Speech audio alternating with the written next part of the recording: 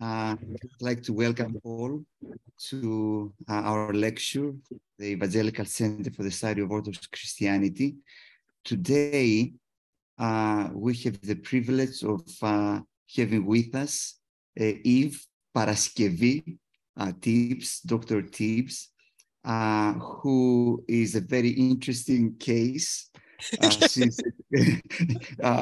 She's a Greek Orthodox, but she has gotten her PhD at Fuller Theological Seminary, if I understand correctly, and she is a professor. She teaches courses, systematics at Fuller Theological Seminary, a very important and well-known evangelical Protestant school in the United States. So she also has written recently a book which is called A Basic Guide to Eastern Orthodox Theology, and there is a foreword there from the Patriarch of Constantinople, Bartholomew. So it's an important book introducing Eastern Orthodoxy, and it's quite helpful because it is written for a Western audience, and in many ways it helps us understand, because it uses a language which we speak and we talk and we understand. So sometimes we have some difficulty with other Orthodox authors that, they speak in a way that, like with categories and terminology, which is very strange and foreign to many of us. But it's a great honor and privilege to have Eve with us, Dr. Tibbs, and I will ask her to introduce the topic for us, and so she will lecture, and then we'll have the opportunity to ask questions and respond to whatever she has to say to us. So we welcome you, and we're so grateful for accepting the invitation. Dr. Thank you Tibbs. so much. It's a great honor to be here. And isn't it wonderful that we have this ability to go cross-continent and be able to talk like this? And it feels, like we're there together. So thank you so much. Well, today I'll be speaking about two really important figures, Colin Gunton and John Zizioulas, and their views of the Holy Trinity. And so I actually did my dissertation on the two of them, and I'd like to give you some background on how that happened. And apparently it was well known by many evangelicals in the early 2000s that Colin Gunton, he was a British United Church of Christ pastor, and he was a professor at King's College, the head of the systematic theology department there, and a powerful voice in systematic theology, and especially in Trinitarian studies. However, he was not so well known to me at the time until the day he suddenly passed away in 2003. And it turns out that he was a very close friend of one of my professors, the late Dr. Colin Brown, another Brit. Dr. Colin Brown would invite Dr. Colin Gunton to teach summer courses at Fuller Theological Seminary in Pasadena, where I was enrolled in the PhD program and where I now teach. I started teaching there my last year of my PhD program. So on the day that Dr. Colin Gunton passed away, passed from this life to the next life, Dr. Colin Brown, I know it's hard to keep the Colin straight, was set to lead a doctoral seminar, and I was enrolled in that seminar. And I remember the day he couldn't focus on anything else that afternoon. And he spent most of our time together sharing how the two Collins, the two British Collins, and their wives would spend summers together in Pasadena. And all four of them loved gardening, I remember, and they shared cuttings from each other's gardens, and he would tell us all about that. And at one point during this very bittersweet reminiscing during the doctoral seminar, Dr. Brown looked up and said directly to me, "Colin very much appreciated your Zizioulas." And so my Zizioulas, of course, referred to Metropolitan John Zizioulas, the Greek Orthodox Metropolitan of Pergamon, and author of the well-known Being as Communion, which I'm sure many of you have read. And the reason he was my Zizioulas was because I was the only Orthodox Christian PhD student at Fuller at the time, and I actually think ever. And I believe I am still now the only Eastern Orthodox professor at Fuller at the present, although there've been an occasional adjunct professor who's been Orthodox. Now, my doctoral advisor, Dr. Veli-Matti Karkainen, especially like many of Zizioulas' ideas, so I already knew that Metropolitan John would figure into my dissertation in some way. but how to connect him to the evangelical world in which I was studying. So that same day, after I left the seminar with Dr. Brown, I headed over to the coffee shop for some strong café for my very long drive home. And the coffee shop was also Fuller Seminary's bookstore. It was called Coffee by the Books. And at the register, I noticed that word of Colin Gunton's passing had already reached the bookstore, and all of his books were on display on a shelf up front near the register. The first one I picked up just to skim, because I didn't know who he was until that very day, The Promise of Trinitarian Theology, which I later learned was his seminal book on the Trinity. And right there on the first page was a dedication of the book to John Zizioulas, the Greek Orthodox Metropolitan. And Gunton began his preface to this book on the Trinity with his opinion that the problem of depersonalization in the Western world could be resolved, at least theologically, from Orthodoxy's Trinitarian theology, and especially the emphasis on personal being. So what did I do? I bought every book written by Gunton that day and brought it home with me. And I was really proud to be the first to put them together into a dissertation. And I was even sent word by Colin Gunton's wife, Jenny, through their senior pastor at the time, that she was just gratified that someone across the pond knew of her late husband's work. I was not the first to mention them together, however. There was one article that I found. The author was not fond of ontological views of the Trinity at all. And he referred to them together, Gunton / Zizioulas, 37 times in one little article together. And I just thought, well, I thought that was an imprecise linkage because they didn't always agree on everything for sure. But I thought it was amazing that in our Christian universe today, that a Greek Orthodox bishop and an English United Reformed Church pastor and a Congregationalist at that would be discussed together in that way as a single thought entity. So as it happens, those two, Colin Gunton and Metropolitan John Zizioulas, were not only engaged in similar theological work, but they were also colleagues and friends. And together they shared a passion for the Holy Trinity. And that's what I'll be talking about today. There is something that each wrote about the same time, referring to the Trinity. So Gunton wrote that much, indeed everything, depends on the way that that particular doctrine, the Trinity, is articulated. Much, indeed everything, depends on it. And in Zizioulas' words, Trinitarian theology has profound existential consequences. So what I uncovered in the process of reading their works in parallel, from older to newer, was that Metropolitan Zizioulas had influenced Gunton's ideas on the Trinity to some degree. And even now, many more observers, including former students of Gunton, are saying that Zizioulas clearly influenced Gunton to a significant degree. Colin Gunton was not only a careful and systematic thinker and a prolific author, but he showed a willingness to listen to other voices. And his theological ideas developed in dialogue with many theologically diverse and chronologically disparate thinkers. In his books, we find the likes of Saint Irenaeus, the 2nd century Bishop of Lyon, the famous, you know him, the famous opponent of Gnosticism, brought together with the 20th century process theologian, Charles Hartshorne, and of course, even a contemporary Greek Orthodox bishop like Metropolitan John Zizioulas.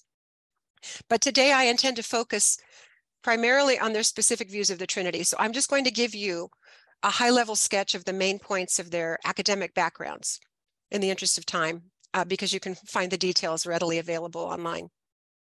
But first, I think it's helpful to situate the two together as contemporaries, since they face the same contemporary theological questions. Gunton was born in 1941 in the United Kingdom, and Zizioulas was born in 1931 in Greece. Zizioulas began his theological education in Greece, the University of Thessaloniki and Athens. He spent some time at the Ecumenical Institute in Bosse, and then graduate studies at Harvard with George Florovsky on the Christology of Maximus the Confessor, and another study at the University of Athens on the unity of the Church and in the Bishop and the Eucharist. He returned to the University of Athens and became assistant professor of church history. He also was professor of patristics at Edinburgh, moved to Glasgow, and on and on and on. He was a delegate to the ecumenical, I should say, a delegate of the Ecumenical Patriarchate on the Central Committee of the World Council of Churches. Became a bishop. I mean, he moved around. He taught at the University of Thessaloniki. He held professorships at Geneva, London, Gregorian. Anyway, all that to say he moved around. But Gunton's academic life, in contrast, was firmly rooted in local relations, including 38 years of service as associate minister of Brentwood United Reformed Church. He was a husband, I already mentioned Jenny, and father of 4. He did his doctoral studies at Mansfield College at Oxford. He did a thesis on the doctrine of God in Charles Hartshorne and Karl Barth. And he was appointed as a lecturer at King's College London in 1969 and became professor of Christian doctrine in 1984 and was the head of the department and the dean of faculty. So he held that chair of systematic theology at King's College London for the last 30 years and wrote and taught.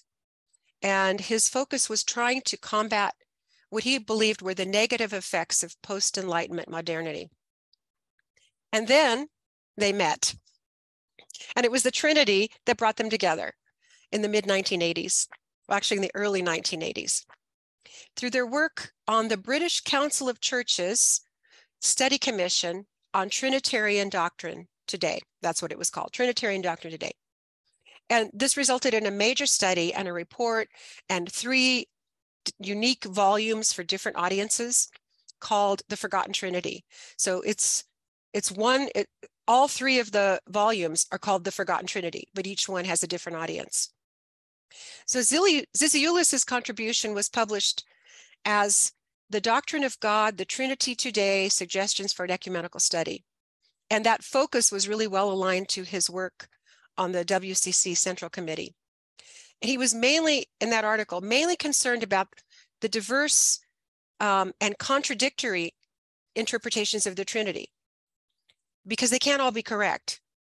And he argued that a proper worship of God was founded in a proper view of the relatedness, and he used the New Testament term koinonia within the Trinity, or communion, but he always used the term koinonia, or preferred that term. Now, Gunton's contribution to that BCC study document was entitled The Spirit in the Trinity. And he was mainly concerned that the Christian West was too focused on Christology, to the detriment of the church's consideration of the Holy Spirit. And then he believed that in this way, the Trinity itself had become marginalized. So their ecclesial differences were obvious. One bishop, one Congregationalist. I just think that's amazing, knowing what I know. And yet they were so similar in their strong belief that when the Trinity is not correctly being appropriated in theology, the church suffers, and even society suffers. They both believed that. So during the time of their work together on this BCC, British Council of Churches Study Commission, Colin Gunton invited Metropolitan Zizioulas to lecture at King's College. And Zizioulas accepted the invitation, and he lectured at King's College a few times each year with the status of a visiting professor until 1999. And then what happened? Gunton started citing Zizioulas in his writings beginning in 1989. And he continued doing so even until the last writing he prepared, published just after his untimely death in 2003. In total, I found that Gunton's citations of Zizioulas far exceeded Zizioulas's citations of Gunton. Gunton didn't always agree with Metropolitan Zizioulas, however, but as a true British gentleman, he was always polite in his questioning.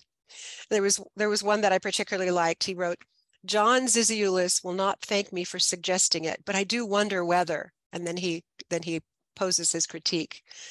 That always polite.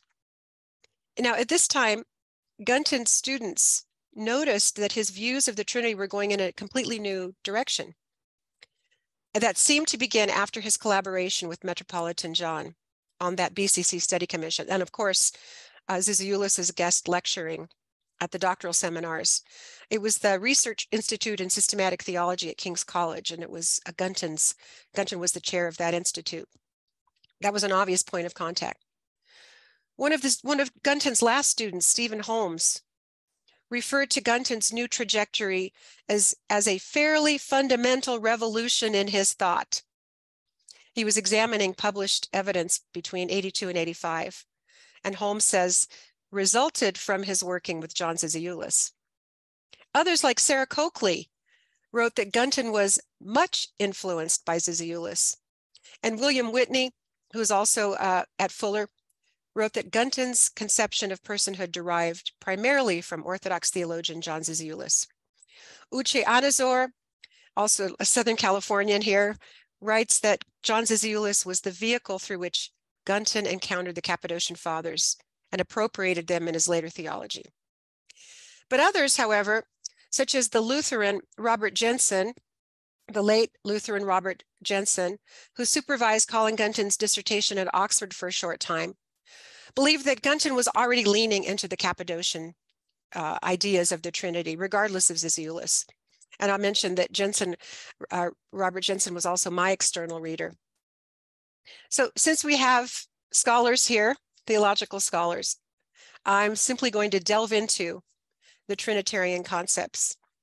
First with Zizioulas, and then trace the alteration in Gunton's own writings on the Trinity.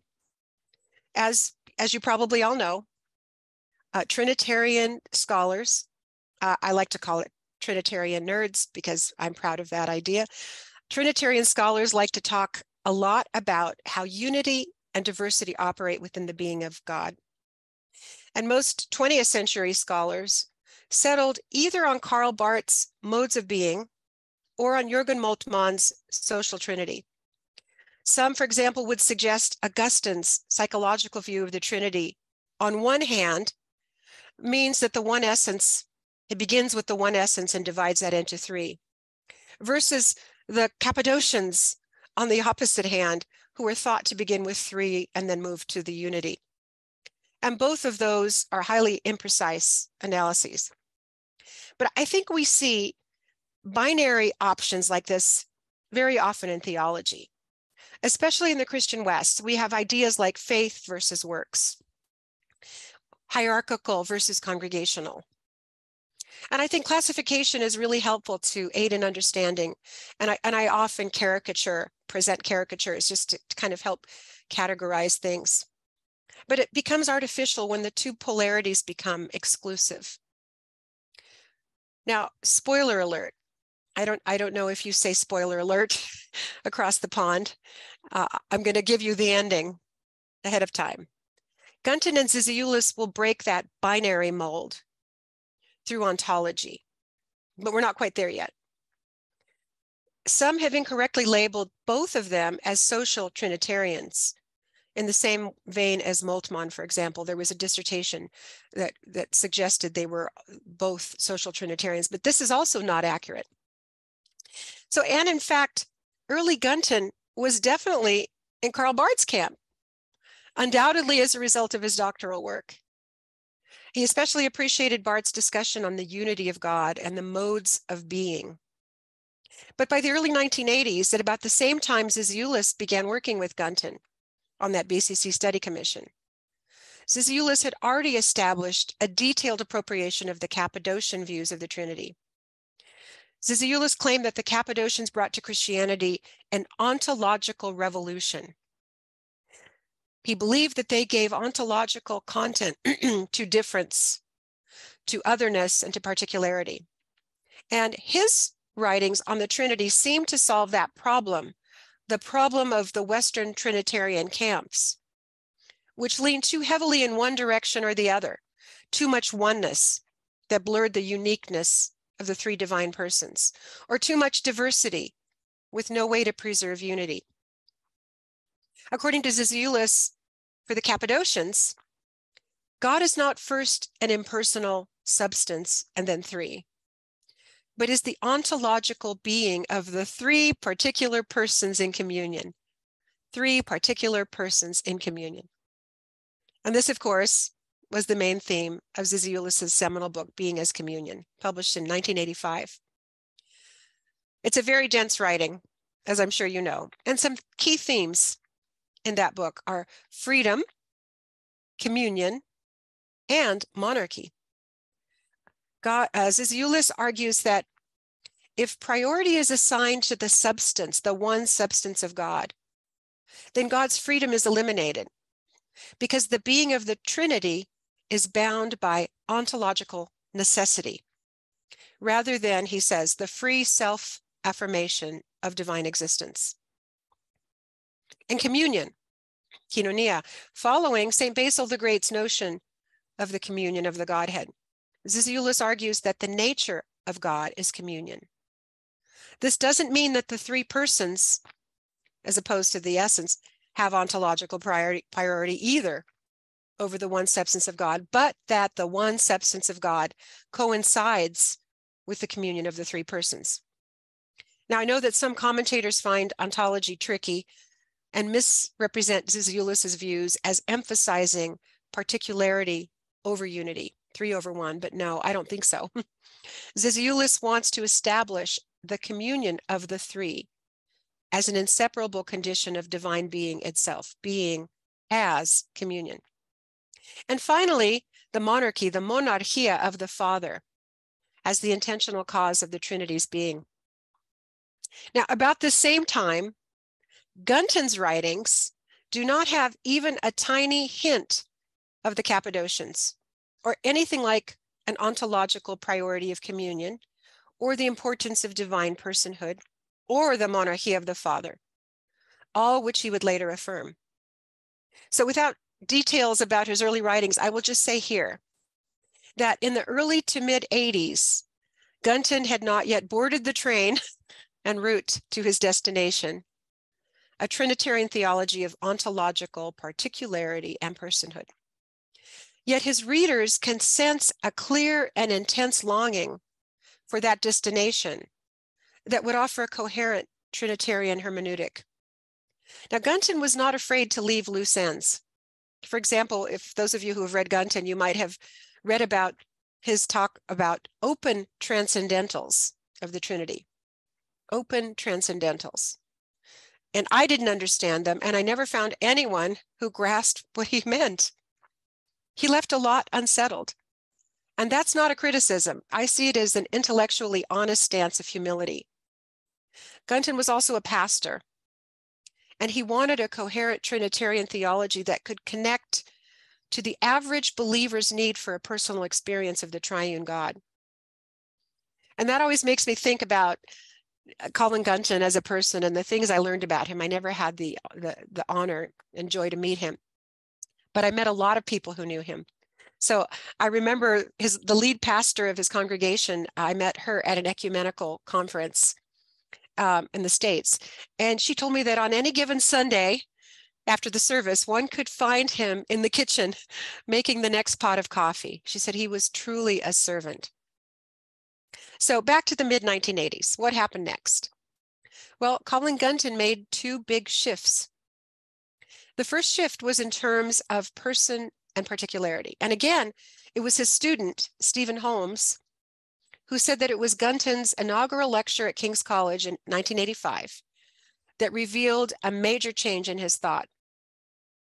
In the first half of the lecture, Gunton argued against Western monistic concepts of God, leaving his dissertation interlocutor, Karl Barth, far behind.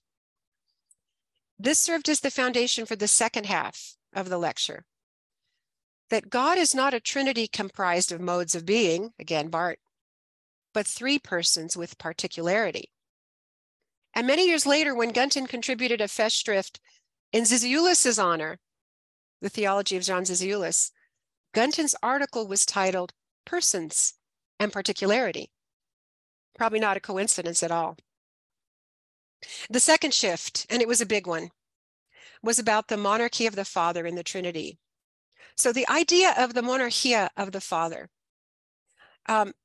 Zizioulas was affirming the Greek patristic idea that the one cause of the Trinity, the monarchia, is the Father, the sole cause or source. St. Gregory Nazianzus wrote about this. The persons of the Trinity are each God because of to homoousion, the one and same essence. They're each God because of the same essence. But they are one God because of the monarchia, the one sole cause, that is the Father. And this is an eternal cause outside of time. So the monarchy of the Father, therefore, is not just Zizioulan or Cappadocian, but it's Orthodox. It's Orthodox and remains in opposition to some Western ideas that the one essence of God is an impersonal substance or force. So for Zizioulas, for the Cappadocians, this ontological principle or cause of being, in other words, the thing that makes a thing to exist, that which makes a thing to exist, it cannot be found in the impersonal substance or nature, but in an intentional and free person, in the hypostasis of the Father. So the monarchy of the Father means, above all, that the source or origin of divinity is personal. And Zizioulas prefers to call the Father the cause of Trinitarian being, that the Father freely confers this divinity in fullness on the other two persons. So this is from Zizioulas. If God exists, he exists because the Father exists. That is, he who out of love freely begets the Son and brings forth the Spirit. Thus God as person, as the hypostasis of the Father, makes the one divine substance to be that which it is, the one God. And then he adds, this point is absolutely crucial. So this is how God is love, ontologically, in God's freely given relationships. It's important here to understand that for the Cappadocians, cause and personhood are simultaneous in the Trinity. There can be no temporal notions when speaking ontologically of the Trinity, and therefore, contra Arius, for example, there can be no prior being of the Father before the generation of the Son, or before the procession of the Spirit. This is an atemporal, eternal, simultaneous, pick an adjective. Gunton, however, had initially disagreed with Zizioulas that any sort of priority could be extended into the eternal relations of the Trinity. Gunton thought that it was okay to speak of a certain priority of the Father and the Trinity, and he acknowledged the Bible often described the Son and the Holy Spirit doing the will of God the Father. And also, if you've read Gunton, you know he refers often to Irenaeus's two hands analogy of the Father, that the Son and the Spirit are the two hands of God working in the world. He started writing about that in The Promise of Trinitarian Theology. But very cautiously in that same book, published in 91, Gunton points to the text at 1 Corinthians 15:28 that all things are subject to the Father. And he writes, this is, quote, some support for Zizioulas's giving of priority to the Father. Some support. So he's kind of saying, oh, okay, the Father, all things are subject to the Father. Let me think about that. But he qualified that statement, and he wrote that any talk of the priority of the Father is not ontological, but economic. Not ontological, but economic. Only in the created realm. So Gunton was content to agree that there are no degrees of deity in the Godhead, and he referenced Gregory of Nazianzus in the Orations. I should like to call God the Father the greater, because from him flows both the equality and being of equals, but I'm afraid to use the word origin, arche, lest I should make him the origin of inferiors. So in 1991, Gunton did not agree with John Zizioulas that the unity of the Trinity was to be found in the hypostasis of the Father. Nor was he in agreement at that stage in his writing with the idea of the Father as the eternal monarchia or arche of the Trinity. So a little bit here to follow the trajectory of Gunton's thought on the unity of the Trinity. It requires a little bit of piecing together. So bear with me.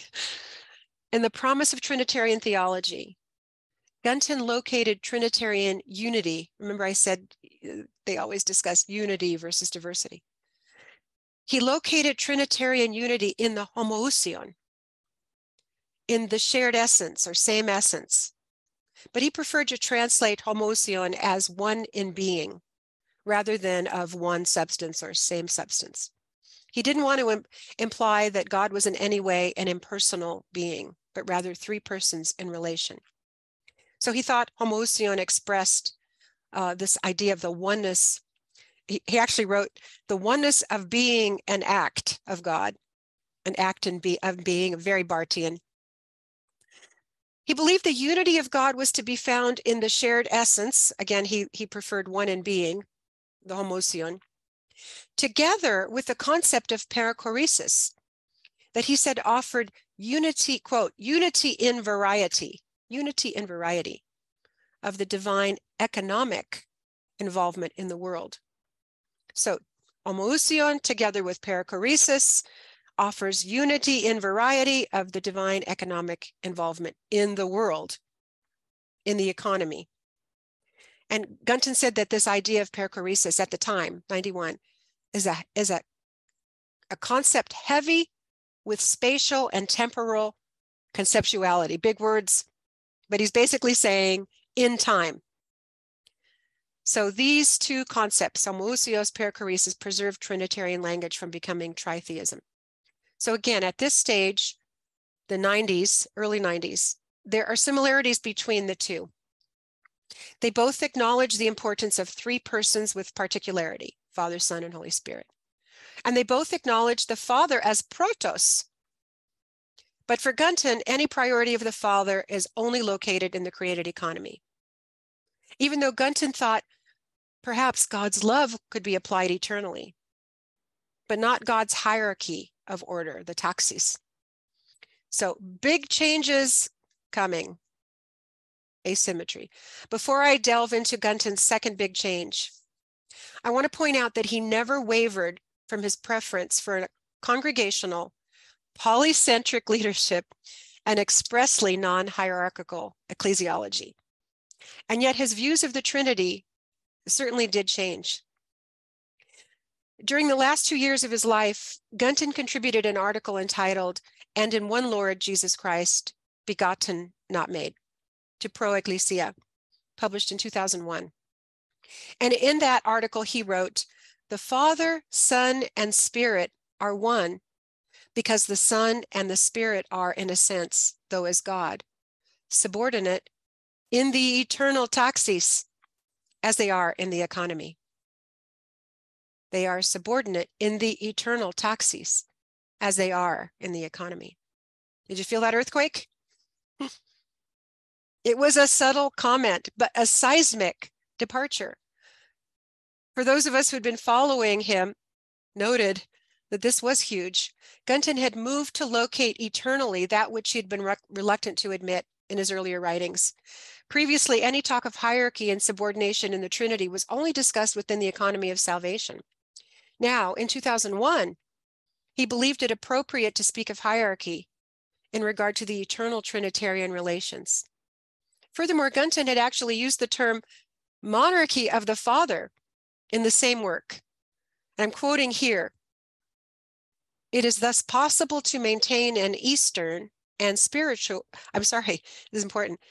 "It is thus possible to maintain an Eastern and scriptural sense of the monarchy of the Father without succumbing to an ontological hierarchy, which renders the Son and the Spirit less than fully divine." One of Gunton's students, Paul Kuhlman, described this later shift in Gunton's thinking on the source of unity in the Trinity through a dialectic that exemplified T.F. Torrance and Alan Torrance, and he used the analogy of the table. Torrances and Gunton were on one side of the table, and Zizioulas was on the other side of the table, on the issue of what characterizes the cause of communion in the Trinity. The earlier Gunton sat on the Torrance's side, across from Zizioulas, because he insisted that all three persons are together the cause of communion. in which they exist in relations that are reciprocal, this idea of the perichoresis, the essential perichoresis. But of course, that would not be the end of the story. Now, sadly, Colin Gunton's systematic theology was not published before his death in 2003. And he gave the unpublished manuscript to the same student, Paul Cuman, and it was later edited by close friends and published. And in this manuscript, there was clear support for Gunton's shift in favor of an ontological, eternal monarchia of the Father, in open agreement with Zizioulas. And he wrote, "Whatever we do, we must not suggest that being unifies. The Father unifies the Godhead by virtue of the fact that he is the Father of the Son and breather of the Spirit, and is therefore eternally the cause of being of the Son and the Spirit." And in that Zizioulas Festschrift that I mentioned earlier, written about the same time as volume 1 of this systematic theology manuscript, Gunton wrote, "Zizioulas rightly insists that the personal should be primordial." And he further adds, referring to Alan Torrance and the issue of perichoresis as the defining locus of the Trinity's unity, he says, "That is rather illogical." Can you just hear the Brit? Rather illogical. Since perichoresis cannot do anything because it is the outcome of the relations of the particular persons, not their cause. So at that point, 2001, Gunton was now seated comfortably on Zizioulas' side of the table. And further, Gunton described in detail and explicitly approving Zizioulas' views of the Father as sole cause. He says, "Notice very carefully what Zizioulas is saying here. There is a taxis, a Trinitarian ordering, which, like the economy, which we might say, issues from the Father. But it is not, as in the originist emanationism of which he is sometimes accused, linear. Rather, it involves interdependence." So Gunton had settled with Zizioulas, insisting that God is not Trinity because of God's shared essence or the perichoresis. God is Trinity because of the person of the Father, who freely begets the Son and brings forth the Spirit. A couple more things. It would have been, well, it still is, probably considered unlikely that a Greek Orthodox bishop and a minister in the United Reformed Church would ever come together theologically with regard to the Trinity. Their methodology was also disparate. And those choices, how they approached their studies, it would not be a surprise to suggest that they would be different. They agreed, though, however, that the ontological being of the Trinity should be asymmetrical, with the Father as the eternal protos. Nevertheless, Gunton continued with his unwavering support of an egalitarian, non-hierarchical Reformed ecclesiology. And Zizioulas continued well aligned to his hierarchical and liturgical Orthodox ecclesiology, and none of those would be unexpected. Yet their diversity in ecclesiology defeats a specific critique of Metropolitan Zizioulas by Miroslav Volf, which I just want to discuss briefly here in conclusion. Now, some of you may be familiar with Miroslav Volf's After Our Likeness, The Church's Image of the Trinity. It's an excellent book, divided into 3 sections. The first section describes Cardinal Joseph Ratzinger's Trinitarian views. Metropolitan John's views are covered in the second section. And the third section is generally a critique of the first 2 views, and then a constructive free church ecclesiology grounded in a social Trinitarian model. So Wolf's Trinity consists in, quote, the polycentric and symmetrical reciprocity of the many. Symmetrical. So Wolf appreciated Zizioulas' view of personhood, but he didn't like Zizioulas' asymmetrical Trinity with the Father as the sole arche or cause, because he said that leads unavoidably to one church and to one bishop. So Wolf wrote that every ecclesial unity held together by a monarchy is monistic and thus untrinitarian. And one of the more striking critiques of Zizioulas by Wolf is that it seemed to him that Zizioulas was projecting his own hierarchy of unity onto the doctrine of the Trinity. Wolf says from his particular ecclesiology. In other words, Wolff discredited Zizioulas' view of the Trinity, since Wolff suspects it was developed to align with Zizioulas' hierarchical Orthodox ecclesiology. But it's Colin Gunton who unexpectedly defeats Wolff's critique merely by virtue of the combination of his ecclesiology and Trinitarian views. Gunton's views on symmetry and authority and hierarchy, I should say asymmetry, developed in harmony with Zizioulas's on the same concepts, but with a distinctly Western methodology, hermeneutical grounding, and he continued to affirm a polycentric congregational ecclesiology. And I think that was really daring of Colin Gunton, because the concept of the monarchia and asymmetry in the Trinity was then and continues to be strongly rejected by social Trinitarians and Congregationalists. So Gunton exhibited this independence of thought, and he was able to establish this logical and theological importance of his view despite the unpopularity in his own ecclesial circles. So I think it shows Gunton as an intrepid role model for contemporary scholars. Like, don't fear the old school views that may be considered passé today, but may still be good and true. Now, I'd mentioned that they broke the mold of binary options with their ontological relational trinity, because it was neither the psychological or modal trinity, nor the egalitarian social trinity.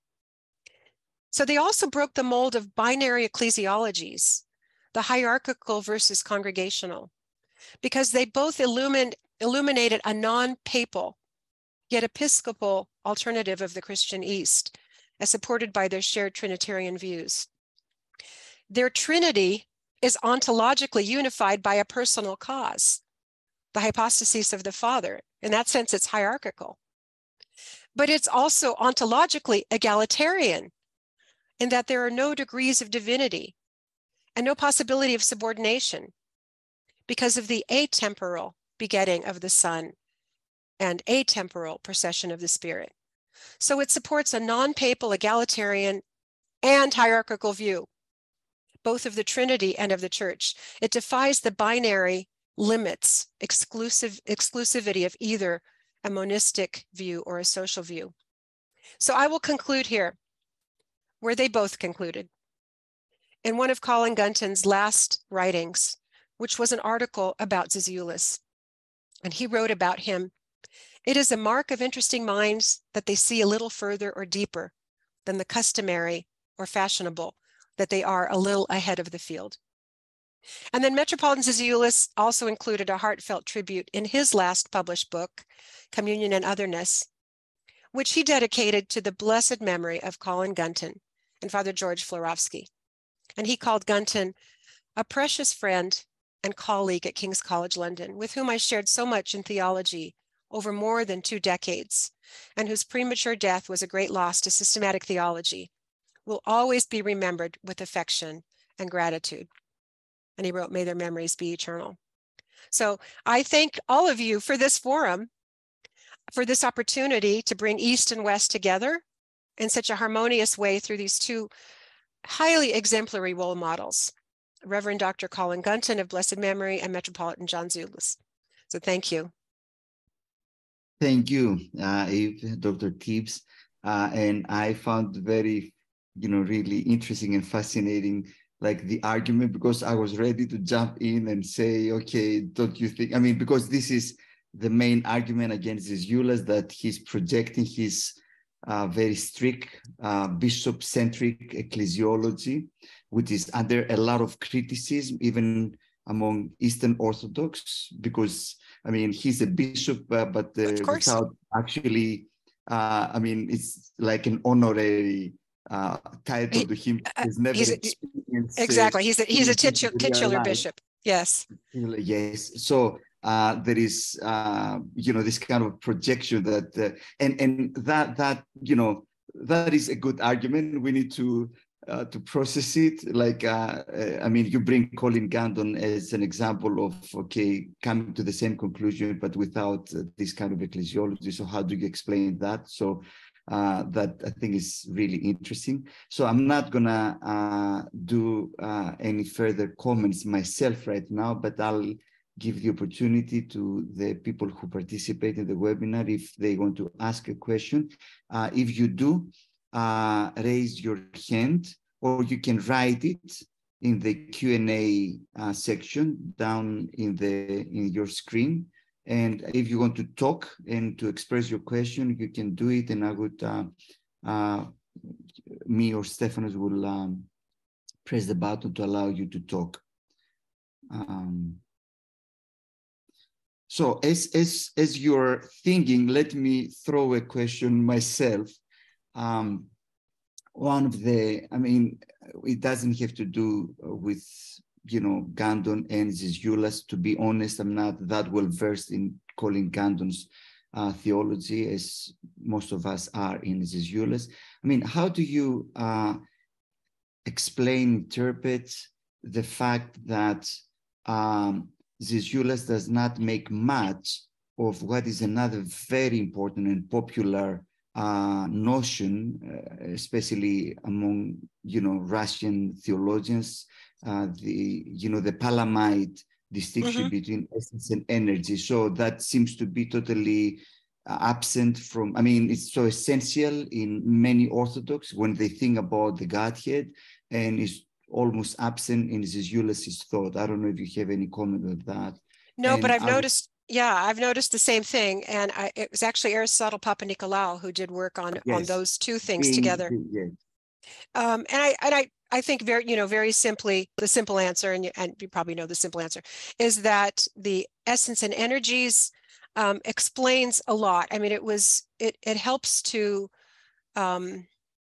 explain against prevenient grace, the idea that God, I use the term manufactures, but the idea that God sends a created form of grace into the world so that those who are totally depraved would have an ability to turn Godward. In some traditions, that's what prevenient grace means. Wesley, for example, it's that insight that God gives those who are considered to have inherited guilt. So here's an Eastern view of saying there's no such thing as prevenient grace, because everything that you experience of God, of course, is actually God. It's God's energies. But Zizioulas' focus has always been on the personal, on the particularity of persons. So I think that it just doesn't fit into that. He doesn't mention it because then he'd have to say it fails because there isn't a Trinity, and the Trinity is comprised of three persons. I think they're really talking about two different ways. They had different purposes. Okay. Thank you. I mean, the energies are, the energies are the immanent Trinity. Whatever we experience of God are the energies, and they can be Father, Son, and Holy Spirit. So I think it kind of encompasses that, but you're right. He doesn't kind of go where others have gone. If I may press a little bit more this the same subject, as we're waiting for others to raise some questions. I mean, there is this sense of apophaticism of the substance. So the essence of God is unknown. And here you have, on the other hand, all this discussion about, the personhood as, so to say, a way of explaining the ousia, the substance, that it's a relationship and the emphasis, of course. I mean, substance is not a thing, is not something. I still remember Chris Yanaras. I only had a very short exchange with him. When I introduced myself, he looked at me and he said, "Oh, you and the West." I'm, of course, Greek. I'm not a Western in that sense. They think the question of what And but you know, in the East, the essence and the substance is a question of how, a way of you know, and of course the relation. But there again, you define it in a cataphatic way. I mean, I don't know if you may have a comment on that. I mean, of Well, course, that's pressing I, it more. I'm thinking, you know, again, I'm thinking Zizioulas, and so there's two things. So what is the essence?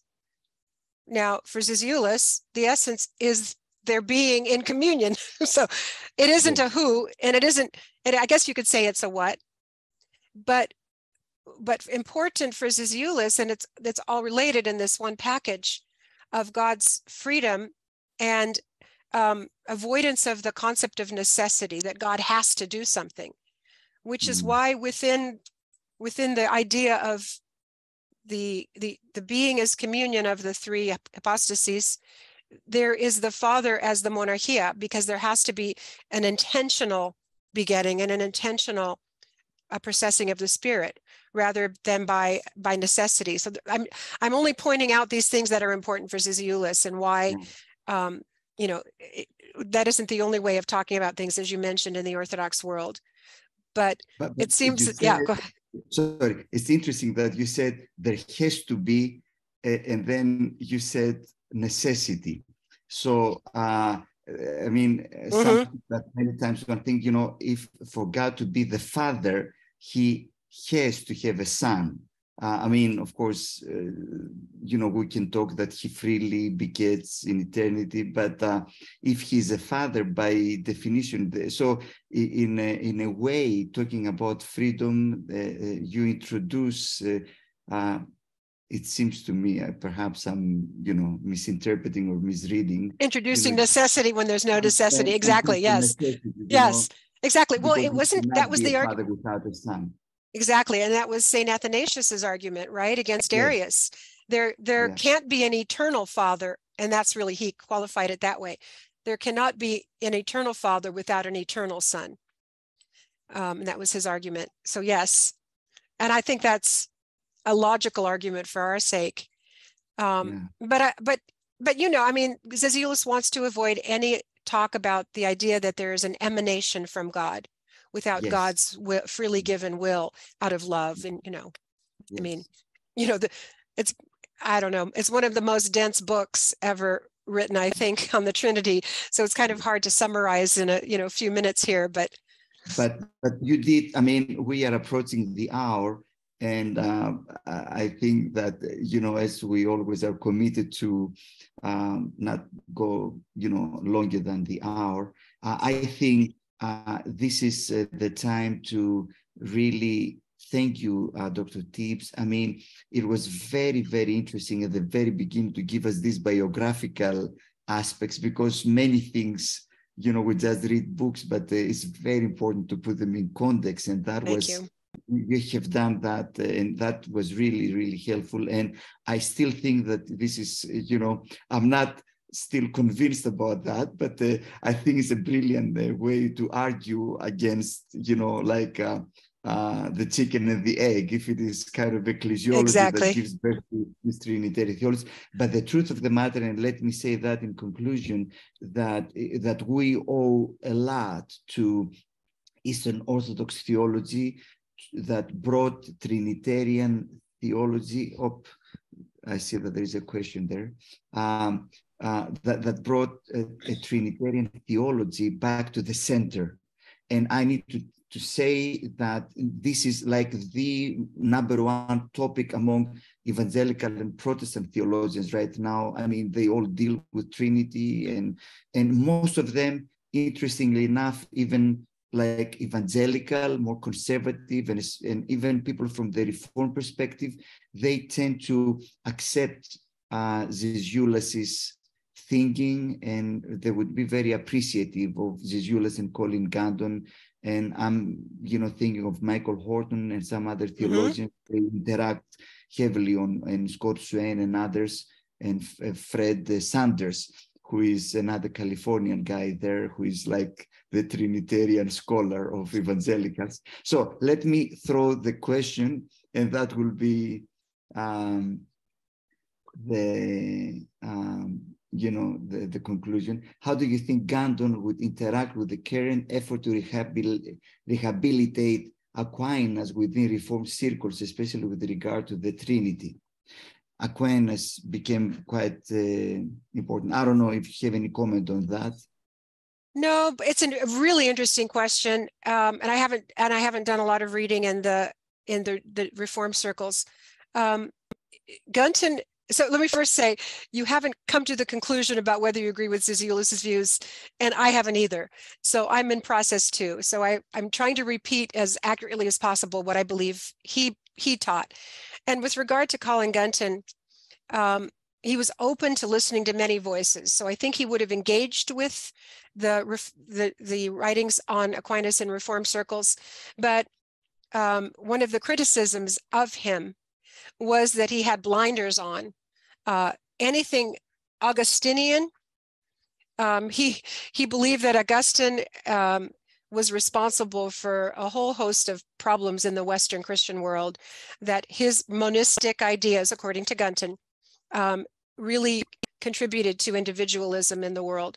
So he really kind of left that trajectory along the way. So he, I think he would have been open and given an honest, logical and biblical critique. But again, I don't know that it was necessarily been favorable in the end, but I shouldn't project because he's not here any longer to tell. Interesting question, though. Thank you so very much. We thank Dr. Tibbs for this very interesting, and we still need to think. Exactly. Have an internal discussion with some people about, because they have heard me talk about, this idea of Zizioulas, ecclesiology and Trinitarian theology, and so we need to digest that more.